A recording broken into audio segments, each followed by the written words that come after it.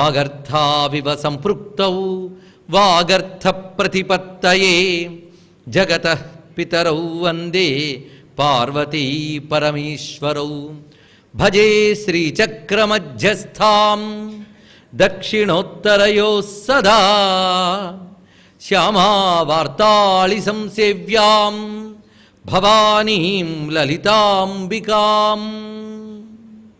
నమో మహద్భ్యో ఋషిభ్యో గురుభ్యో నమః. మూల ప్రకృతిరవ్యక్త వ్యక్త స్వరూపిణి వ్యాపిని వివిధాకార విద్యాస్వరూపిణి. ఈ ఒక్క శ్లోకం ఒక అద్భుతమైన విజ్ఞానం. ఇదొక్కటి ఒక క్యాప్సిల్ అండి, ఇదొక్కడ బయటకు వెళ్ళి తీసుకోవాలి. ఇందులో విశ్వ నిర్మాణ విజ్ఞానం పెట్టాడు. ఇందులో లలితా సహస్రనామాల్లో ఇలా పరిశీలించాలి. విశ్వ నిర్మాణ విజ్ఞానం, ప్రపంచం ఎలా తయారైంది, ఎలా కనిపిస్తుంది. ఎందుకంటే ముందు మనకు కనిపిస్తోంది ప్రపంచం. దీన్ని వివేచన చేస్తే పరమాత్మ దొరుకుతాడు, అంతే కదండి. ముందు బస్సు చూస్తే తర్వాత లోపల డ్రైవర్ని తెలుసుకోవచ్చు. అదేవిధంగా ప్రపంచాన్ని డ్రైవ్ చేస్తున్నామని తెలుసుకోవాలంటే ముందు ప్రపంచాన్ని స్టడీ చేద్దాం. కదులుతున్నది, కదిలిస్తున్నది, ఇక్కడ నుంచి ఇది స్టడీ మొత్తం కూడా. అందుకే విశ్వాన్ని స్టడీ చేస్తేనే విష్ణువు కనబడతాడు రా. విశ్వం విష్ణువు వేరు కాదంటూ విశ్వం విష్ణువు వషట్కార అని ప్రారంభించారు. అలా మనకి ఇప్పటి నుంచి మూల ప్రకృతి అవ్యక్త వ్యక్తావ్యక్త స్వరూపిణి వ్యాపిని వివిధాకార విద్యాస్వరూపిణి, ప్రపంచం ఎలా తయారైంది అనేదంతా ఈ ఒక్క శ్లోకంలో పెట్టారు చూడండి.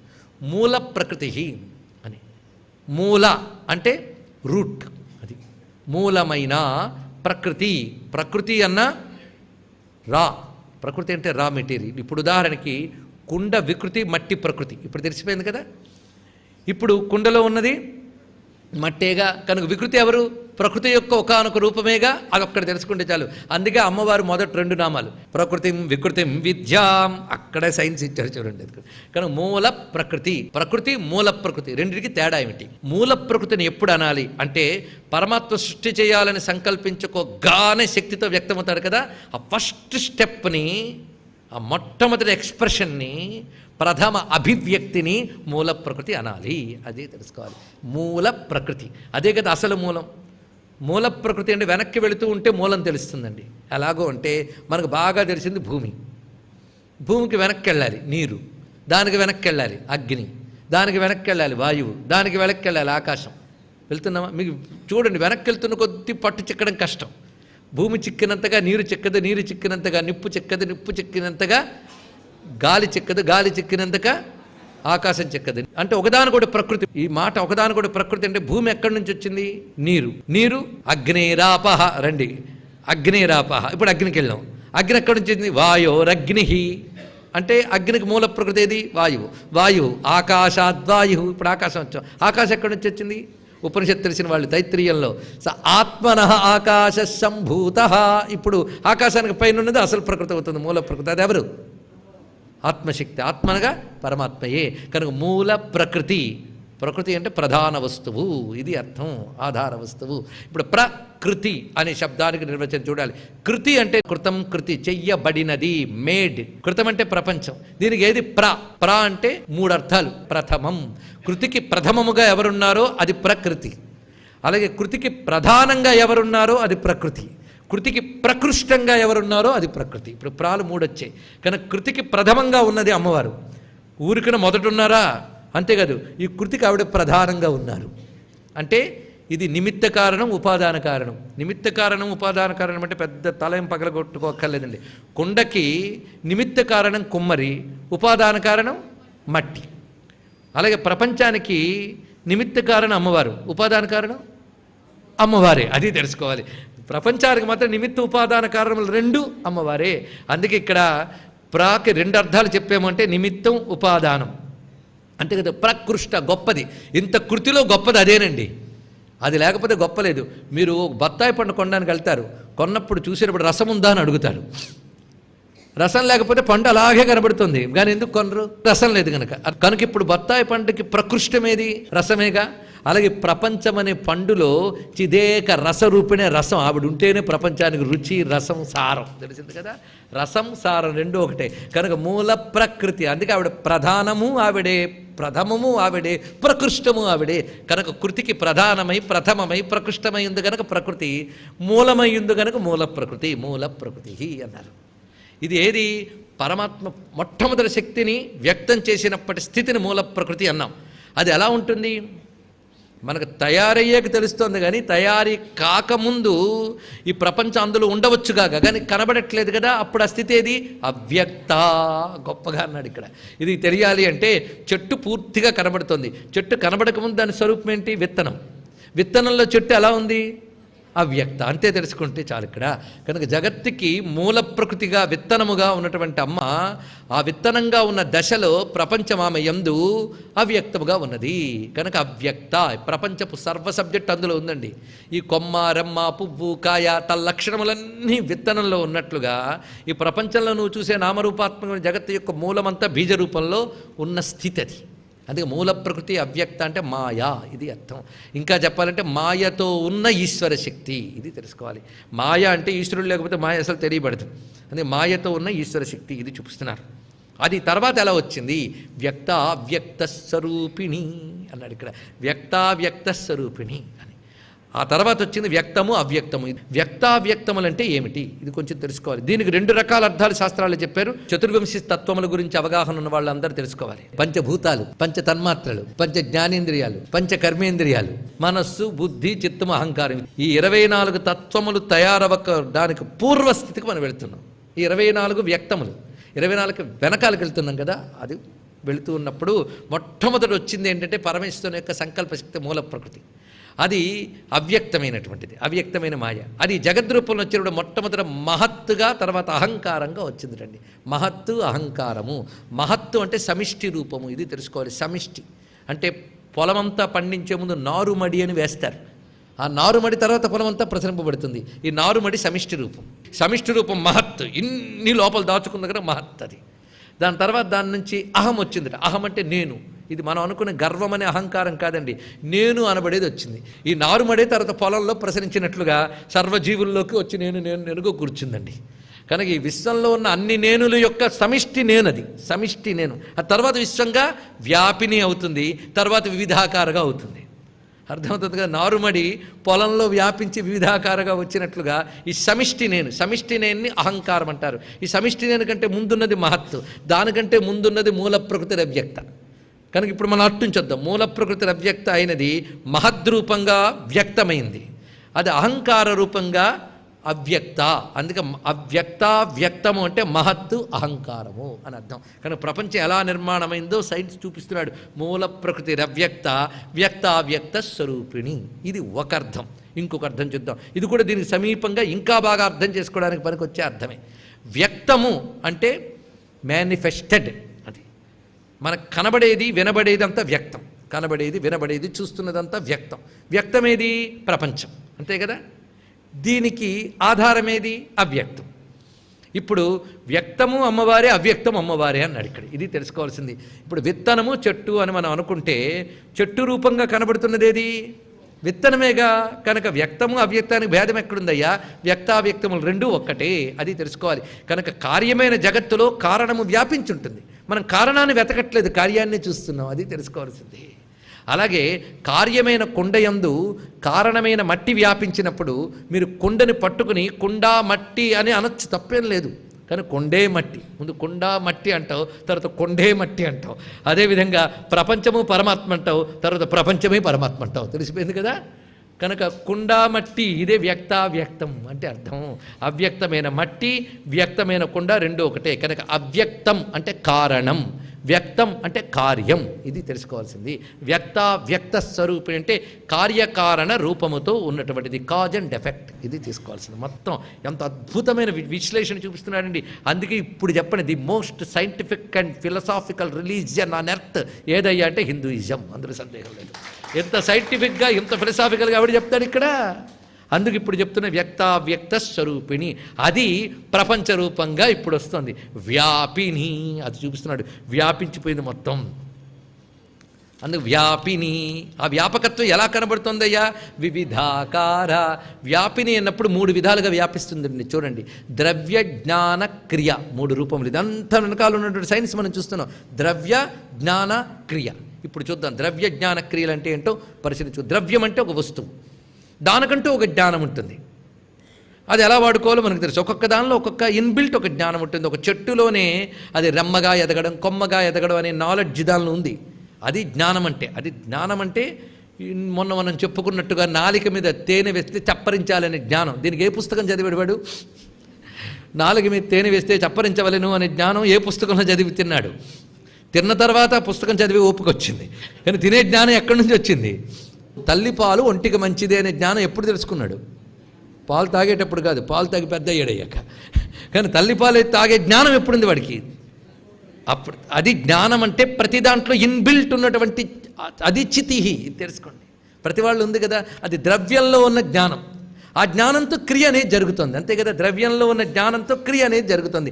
నాలికలో రుచి తెలుసుకోవడం అనే జ్ఞానం చేత తిండి తినడం అనే క్రియ జరుగుతుంది. ఇప్పుడు తెలిసింది కదా, ఇలా ప్రతి పదార్థానికి ద్రవ్య జ్ఞాన క్రియ అనేవి 3 ఉంటాయి. ఈ ద్రవ్య జ్ఞాన క్రియలుగా వ్యాపించిన చైతన్యమే వ్యాపిని. ఇది తెలుసుకుంటున్నాం. ఇలా వ్యాపించి రకరకాల ఆకారాలతో కనబడుతుందట. అంటే ఇప్పుడు తెలిసిపోయింది, ఈ వ్యాపించింది రకరకాల ఆకారాల్లో భేదం తప్ప అందులో ఉన్న సబ్జెక్ట్ మాత్రం ఇదే, వివిధాకారా అన్నాడు ఇక్కడ. మరి వివిధాకారాలు అమ్మవారే అయినప్పుడు అందరికీ ఎందుకు తెలియట్లేదండి? అదొకటి చెప్తున్నాడు ఇక్కడ. అందరికీ తెలియదండి. ఆవిడ వల్ల అంతా ఉన్నప్పటికీ ఆవిడే అంతా అనే తెలివి కొందరికి ఉంటుంది. అది యోగ్యులైన వాళ్ళకి అమ్మ కలిగిస్తుంది, యోగ్యులు కాని వారికి కలిగించదు. కలిగించేటప్పుడు ఆవిడ విద్య, కలిగించనప్పుడు ఆవిడ అవిద్య. విద్య విద్యా స్వరూపిణి. తర్వాత అంత కొందరిలో 2 ఉన్నాయి, either విద్య ఆర్ అవిద్య, అంతే. 2 ఉన్నాయండి. అవిద్య అంటే ఆత్మని మరచి బ్రతకడం, పెద్ద ఆలోచించక్కర్లేదండి, ఆత్మని మరచి బ్రతకడం అంతే. అవిద్య అంటే ఇదే. విద్య అంటే అంతా ఆత్మయే అని తెలుసుకోవడం. అది కొండంతా మట్టే అని ఎరుక కలిగి గ్రహించినట్లుగా అంతా అమ్మయ్యే అని తెలుసుకోవడం విద్య. ఇది అందరికీ తెలియదు. తెలిస్తే వాడు కూడా అమ్మే అనుకుంటాడు, వాడు కూడా అమ్మ అనుకుంటే సోహం శివోహం అహం బ్రహ్మాస్మి, అది విద్య. అర్థమైంది కదా. అది అందరికీ తెలియనివ్వదు. ఆవిడకి తెలిస్తే మోక్షమే కదా. ఆవిడ అందుకే అందరికీ తెలియనివ్వదు. ఎందుకు తెలియనివ్వదండి?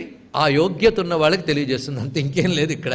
పరీక్ష ఎవరిని పాస్ చేయిస్తారు? బాగా రాసిన వాళ్ళు, అంతే కదా. అదే విధంగా ఈ ప్రపంచంలో ఎవరు నెగ్గుతారో, ఏ గారెలు బయటకు తీస్తుంది వేసిన ఆవిడ? వేగిన గారెలు. వేగన గారెలు మరి కొంచెం వేయిస్తుంది. అలాగే ఈ ప్రపంచం అనే మూకుట్లోనూ జీవులనే గారెలు వేయించే అమ్మవారు వేగిపోయిన గారెలకి ముక్తినిచ్చి బయటకు తెచ్చేస్తుంది. వేగన గారెలను మరి కొంచెం వేయిస్తుంది. వేయించడం అవిద్య, బయటకు తీయడం విద్య. తెలిసిపోయింది కదా. ఆఖరి గారెలు తెస్తే కానీ అర్థం కాలేదు మనకి. మొత్తం అంతే ఈ ప్రపంచం అంతా. కానీ జీవుల్లో కర్మ అనే పచ్చిదనం ఒకటి ఉంది, అది క్షయమయ్యే వరకు వేయిస్తూ ఉంటుంది ఆ తల్లి. 99.9% మందికి అవిద్యేట. అవిద్య అంటే నాన్ ఎడ్యుకేషను, ఇన్నోసెన్సు, ఇగ్నోరెన్స్ అని అర్థాలు తీయొద్దండి. అవిద్య అనేదానికి టెర్మినాలజీ, శాస్త్రీయమైన అర్థం ఏంటో తెలుసుకుందాం. అవిద్య అంటే తాను కాని దాన్ని తాను అనుకోవడం, ఇంతే, ఇంకేం మీనింగ్ లేదు. తాను కాని దాన్ని తాను అనుకోవడమే అవిద్య. తానేమిటో తెలుసుకుంటే విద్య. సింపుల్, తెలుగులోనే చెప్పాంగా, అచ్చ లేదు నాటు తెలుగులో చెప్పుకున్నాం, ఇంకేం కావాలి. కానీ చిత్రం ఏంటంటే తాను కాని తాను అనుకోవడమే అలవాటైపోయిన మనకి, జీవులకి ఎందువల్ల అలవాటైంది? కర్మల వల్ల. అలాగా అయితే ఇది ఎప్పుడు మొదలైందని వెతకద్దన్నాడు ఇక్కడ. వెతకద్దయ్యా బాబు, దొరకదన్నాడు. చెట్టు ముందా విత్తనం ముందా అని వెతికితే ఎలా దొరకదో ఇవి కొన్ని దొరకవు, అంతే. కనుక ఎప్పుడు మొదలైందని వెతక్కు, ఎలా వదిలించుకోవాలో చూసుకోని చెప్పాడు. చాలా గొప్ప విషయం ఇక్కడ. కనుక ఇప్పుడు మొత్తానికి ఏదో అలవాటైపోయింది, తాను కాని దాన్ని తాను అనుకోవడం. దీని నుంచి బయట 99.9% మంది ఇవే చేస్తుంటారట. అలా తాను అనుకున్న దీనికి సుఖం కావాలని కర్మలు చేస్తుంటారట. ఈ కర్మలకి సంబంధించిన జ్ఞానం ఒకటి ఉంది, అవునా లేదా? కర్మలకు సంబంధించిన జ్ఞానం ఒకటి ఉంది. మంచిగా పాడడం, మంచిగా మాట్లాడడం, మంచి బిల్డింగ్లు కట్టడం, మంచి ఆరోగ్యం కోసం నాలెడ్జ్ నేర్చుకోవడం, ఇవన్నీ విద్యలేగా. ఇవన్నీ ఏమిటి? విద్యలు కాదుట. వీటన్నిటికీ అవిద్యలని పేరు శాస్త్రరీత్యలో, తెలుసుకోండి. అవిద్య అంటే ఈ ప్రపంచానికి పనికొచ్చే విద్యలు అవిద్యలు. వేదాంతిక టెర్మినాలజీలో ఇది చెప్తున్నాం. కనుక ప్రపంచానికి పనికొచ్చేవి ఇవన్నీ అవసరమే. యజ్ఞం, యాగం, స్వర్గం వస్తుందని ఒకటి, పాపం పోతుందని ఒకటి, యజ్ఞాలు యాగాలు చేస్తారు కదా, వాటికి ఏమిటి పేరు? వాటికి అవిద్యలనే పేరు అన్నాడు. కనుక అవిద్యలు అనగా ఈ లోకానికి పైలోకానికి పనికొచ్చేటటువంటి తెలివికి అవిద్య అని పేరు. ఇదొకటి తెలుసుకోవాలి. ఇది తెలివే, అది ఉండాలి. అది లేకపోతే అసలు ఇప్పుడు పాపం నుంచి బయటపడలేము, పుణ్యకార్యాలు చేయలేము, యజ్ఞయాగాలంటే ఏమిటో తెలియవు. కనుక ఇవన్నీ కూడా అమ్మవారే అవిద్యా రూపంతో ఉన్నారు. అయితే అవిద్య అంటే మరీ బాగోదని దీనికి అపరావిద్య అని మరొక పేరు పెట్టారు. సరే, తెలిసింది కదా. కనుక ఇవి చేయాలట. ఈ కర్మలు అవి చేయడం వల్ల మనకి కృతజ్ఞత మొదలైన దోషాలు పోతాయి. కనుక ఈ నాలెడ్జ్ కూడా అమ్మవారు ఇచ్చారు. ఉపాధిలో ఉన్నంత కాలం ఈ నాలెడ్జ్ ఉండాలి. కనుక అవిద్య అంటే అజ్ఞానం అనుకుని దోషంగా చూడొద్దు, అది ఉన్నది, దీని నుంచి ఎలా బయటపడాలో చూడాలి. అయ్యా పుండు నీకు వచ్చింది అనగానే భయంకరంగా పెకలించి అప్పుడే పారేయకు. పుండు వచ్చింది అని తెలియగానే వెంటనే ఏది కత్తి కోసేస్తాను అనకూడదుగా. చుట్టూ ఆయింట్మెంట్లు రాయాలి, లోపల నుంచి మరో మందు పంపాలి. ఏది పంపిస్తే అది పెరిగిపోతుందో అది పంపకుండా జాగ్రత్త పడాలి. అవునా లేదా? ఇప్పుడు చూడండి, ఆ పుండుని పెకలించడానికి ఎంత సైంటిఫిక్ ప్రొసీజర్ అవసరమో, మనకున్నటువంటి ఈ శరీరమైన నేను భ్రాంతిని తొలగించడానికి కూడా అంత సైంటిఫిక్ ప్రాసెస్ ఉంది. అలా లేకుండా తీసిపారి కర్మలన్నీ వ్యర్థము, ఇవన్నీ మాని ఆత్మనే నువ్వు పరమాత్మయే నువ్వు అని చెప్తూ ఉంటే ఏమో చెప్తాడు కానీ ఏ అర్థం కాలేదని వెళ్ళిపోయినా పర్వాలేదు. సహజం, వదలదంట తేలిగ్గా. అప్పుడు ఏం చేయాలి? అబ్బా మీరు చెప్పారు కానీ తెలుసుకోలేకపోతున్నామండి, దానికి ఏం చేయాలని అడగాలి. అప్పుడు దానికి ట్రీట్మెంట్ ఉంది, అది జాగ్రత్తగా తీసుకోవాలి. అందుకు ముందు చేసే యజ్ఞయాగాది కర్మలన్నీ కూడా లోపనాలు లాంటివండి. ఇవి పుండు పోషణ. శరీరం అంతా మర్చిపోయి దాన్నే గుర్తుపెట్టుకుంటాం, ఎక్కువగా దానికే పోషణ లేపనాలు చేస్తుంటాం, లోపలికి మందు పంపిస్తుంటాం. తర్వాత కొన్నాళ్ళకేది అసలు ఉందో లేదో తెలియకుండా పోతుంది అక్కడ. కానీ పుండే నేనని మాత్రం అనుకోకూడదుగా. అదేవిధంగా ఇది తొలగించుకునే ప్రాసెస్ అక్కడ చేయాలి. ఆ ప్రాసెస్ మనకి కర్మలు అనేది చెప్తూ ఉంటుంది. కానీ కర్మలు అనేవి బయట పూసిన లేపనాలు లాంటివి. ఇది పూర్తిగా పుండిని తీయం, కానీ అది చేయాలి, లోపల కూడా పంపించాలి. ఆ లోపలికి పంపించేది అంతర్ముఖమైన జ్ఞానము, వేదాంతము. బయట పూసేటువంటి పూతలు ఈ యజ్ఞయాగాది కర్మలు వంటివి. రెండు అవసరము, రెండు కలిపి చేసుకోవాలి. ఇప్పుడు తెలిసింది కదా. అందుకు ఆ రెండు విద్యలు, బయటకు పూసే పూతలు లాంటివి, ఇది రెండు జరగాలి. అవిద్య అనగా యజ్ఞయాగాది కర్మలు, లోకనికి పనికొచ్చేటటువంటి విద్యలు. విద్య అనగా మోక్షానికి పనికొచ్చే బ్రహ్మ విద్య. ఈ రెండు అమ్మ రూపములే. అంతేకాదు విద్యకు మరొక అర్థం కూడా ఉంది, ఉపాసన. కనుక అవిద్యలంటే కర్మలు, విద్యలంటే ఉపాసన. ఉపాసన ఒకటి, ఉపనిషత్ జ్ఞానం ఒకటి. ఈ రెండే మనకి మోక్షం ఇవ్వగలవు. గుర్తుపెట్టుకోండి, ఉపాసన ఉపనిషత్ జ్ఞానం ఈ రెండే మోక్షం ఇస్తాయి. కర్మలన్నీ కూడా ఇహలోక పరలోక సుఖాలు ఇస్తాయి. ఈ కర్మలు చేస్తూ ఉంటే ఇహలోకంలో సుఖపడతాం, లేదా పైలోకాలకు వెళ్ళైనా సుఖపడతాం. ఉపాసన నిజంగా ఉపాసన, అది మళ్ళీ కర్మలా చేయకుండా భక్తిగా ప్రేమగా ఉపాసన చేస్తూ ఉంటే ఈ జన్మలోనే అమ్మ ఉపనిషత్ జ్ఞానాన్ని ఇచ్చి తనలో ఐక్యం చేసుకుంటుంది. అయితే మనం ఉపాసన చేస్తూ చేస్తూ ఇంకా జ్ఞానం పొందకుండానే పోయామనుకోండి, అప్పుడు మణిద్వీపంలో కూర్చోబెట్టుకుని అక్కడ దివ్యానందములు ఇచ్చి తర్వాత కొంతకాలానికి తనలో ఐక్యం చేసి జీవబ్రహ్మైక్యాన్ని ఇస్తుంది. అందుకే రెండూ గొప్పవే. ఉపాసనకి విద్యలని పేరు, ఇంకో దానికి జ్ఞానం అని పేరు. తెలిసింది కదా, ఉపాసన ఉపనిషత్తు ఈ రెండూ కూడా. మిగిలినవన్నీ అవిద్యలే. కనుక లోకంలో ఇహలోకంలో పరలోకానికి కావలసిన యజ్ఞాది రూపమైన అవిద్యలు అమ్మ రూపమే. మోక్షానికి పనికొచ్చే ఉపాసన బ్రహ్మజ్ఞానం కూడా అమ్మ రూపములే. ఇదే విద్యా స్వరూపిణి. ఇది రెండవ అర్థం. మొదటి అర్థం ఏం చెప్పుకున్నాం? బంధించేది అవిద్య, ముక్తినిచ్చేది విద్య. ఇది ఒక అర్థం. ఇప్పుడు రెండవ అర్థం ఏంటి? యజ్ఞయాగాది విద్యలన్నీ అవిద్యలు, అపరావిద్యలు. మోక్షకారకమైన ఉపాసన బ్రహ్మజ్ఞానము విద్య. కనుక విద్యా స్వరూపిణి. ఇది చిత్రం ఏంటంటేట, లోకంలో కూడా మనకి ఈ వ్యక్తావ్యక్త విద్య చాలా విశేషములండి. వ్యక్తావ్యక్తం అంటే అమ్మవారు ప్రపంచమంతా ఉన్నారు కానీ తెలియబడట్లేదు. ఎలా ఉన్నారు అంటే తెరమరుగులాగా ఉన్నారండి. ఈ తెర వెనకాల వస్తువు ఉంది, అది ఏమిటో తెలియబడదు, లేదు నల్లో ఉండి ఉన్నట్టు అలా కనబడుతూ ఉంటుంది. అలాగే మనకు లోకంలో కూడా వ్యవహారంలో ఆలోచిస్తుంటే భగవంతుడు ఉన్నాడేమో, పరమాత్మ ఉన్నాడేమో అనిపిస్తుంటుంది. ఉన్నాడు అని కూడా అనిపిస్తుంటుంది, లేడేమో అని మళ్ళీ అనిపిస్తుంటుంది. కలడో లేడో ఏమిటి? ఇదంతా ఆవిడ చేసే ఆటట. ఈ ప్రపంచంలో ఆవిడ ఉన్నాను అనిపిస్తుంటుంది. ఒక్కొక్కప్పుడు ఆతల్లే ఉందో లేదో అనిపిస్తుంటుంది. ప్రతివాడికి ఎక్స్పీరియన్స్ అవునా లేదా? పెద్ద పెద్ద భక్తులకు కూడా అనిపిస్తుంటుంది. అంత తొండమెత్తి ఏడ్చే గజేంద్రుడికే కలండనిడి వాడు కలడో లేడో అనిపించిందా లేదా? ఈ కలడో లేడో అనిపించడానికి కారణం ఏంటి? ఆవిడే. అజ్ఞానం అన్నది ఆవిడే, అది కూడా ఆవిడే కల్పించింది. కానీ ఆవిడ మీద తోసేద్దాం అన్నీ కూడా. కానీ వ్యక్త అంటే కనిపించగా దోబూచులాడుతున్న తల్లి మనతో దోబూచాడుతుందండి. అమ్మ ఆడదు పిల్లలతో. అమ్మ ఎక్కడుందో చెప్పు అని అంటూ ఉంటుంది. మన చేత తిండి తినిపించడానికి అమ్మ వేసే వేషాలు ఎన్ని వేషాలండి. అమ్మ ఎక్కడుందో చెప్పు అంటే ఎక్కడుందని ఏడుస్తాడు. తన బయటే తను చెప్పు, ఎక్కడుంది చెప్పు అంటే వెంటనే తీసుకుని దోబూచి అని పట్టుకుంటుందా లేదా? అలా అమ్మ లోకంలో దోబూచాడుతుందండి. ఈ ప్రపంచం అనే తెర, మాయ తెర వెనకాల ఆవిడుండి దోబూచాడుతోంది. ఇదో తిరోధానం, మరుగుపరచుట, తెర వేయుట. ఆఖరికి ఆ దోబూచులు అమ్మా అని గట్టిగా పట్టుకున్నాం అనుకోండి, ఆ తెర తీసి అనుగ్రహం తప్పకుండా ఇస్తుంది. ఇప్పుడు చెప్పిన దానంతటికీ ప్రమాణ వాక్యాలు చూపించాలిగా. ఎక్కడి నుంచి చెప్తున్నాం? ప్రమాణం లేని ఒక్క మాట చెప్పరాదు మనకి.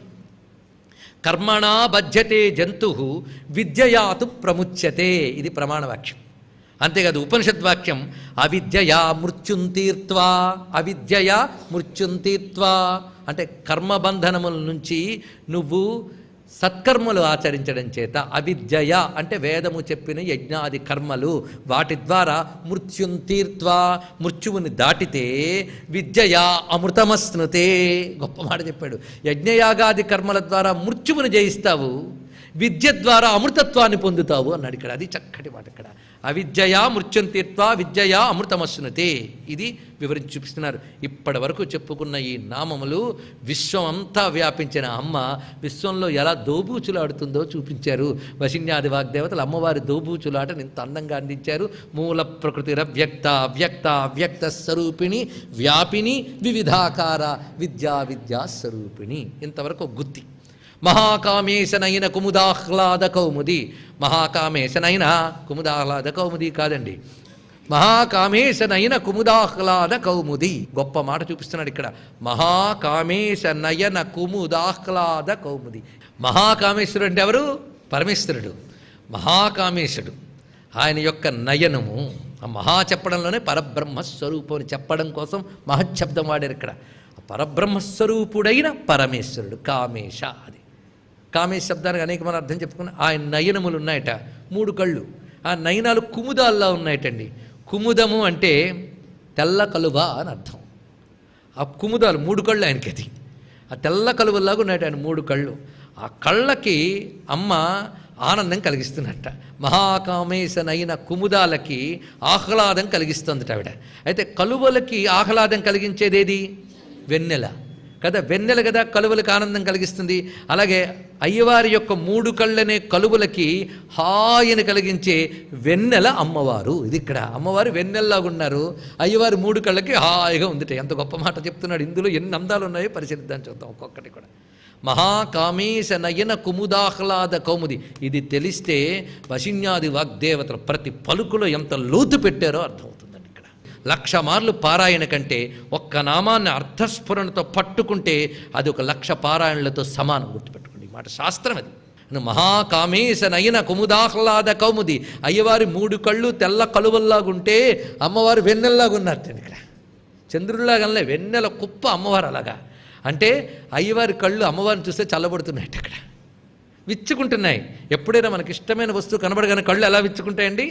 వచ్చారా చూడండి, ఆ వచ్చారా అన్నప్పుడే వాళ్ళు ఎంత ప్రీతో తెలిసిపోతుంది మనకి. అలాగా అయ్యవారికి అమ్మవారిని చూడగానే కళ్ళు అలా చక్కగా విచ్చుకున్నాయట. అంతకంటే కావాల్సిందండి, మొగుడు కళ్ళకి చల్లదనం కలిగించడం కంటే భార్యకి కావాల్సిన భాగ్యం ఇంకేమున్నది? ఆవిడ చూడగానే కళ్ళు చల్లబడాలి. అంతేగాని వచ్చిందిరా బాబు అనుకుని కళ్ళు ముడుచుకుని మంట పెట్టుకుని బాధలు పడుతూ ఉంటే ఇంకెందుకు? అందుకే అంత ప్రీతి అనమాట అది.